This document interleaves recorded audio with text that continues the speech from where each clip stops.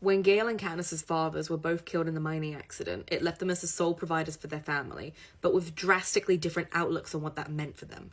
Gale spent his childhood knowing what his life would look like if he survived past the Hunger Games years. There weren't many options for work in the seam in District 12. Gale knew that he would always do what his father did and go and work in the mines. He knew that he would follow in his father's footsteps, and that his brothers would likely do the same, and their kids, and so on and so forth. Then his father died in a mining explosion, and Gale became the sole paternal figure in his family. And as he filled in the role of father, it's likely that Gale felt that he was truly following in his father's footsteps. Despite his very obvious flaws, Gale is a natural-born caretaker.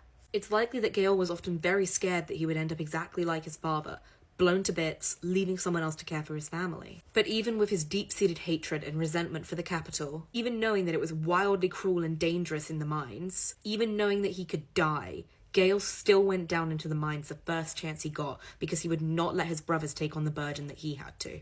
And it leads on to why he ended up fighting in the war, why he felt he had to give everything in him to the war effort. He was doing what he thought he had to do as the caretaker. He was doing what he thought was best for his family. I think we often forget that Gale is actually only 2 years older than Katniss and Peter. He makes so many wrong choices throughout the series, but at his core, he's still just a 14-year-old kid, traumatized by his father's death and worried that he might end up exactly like him.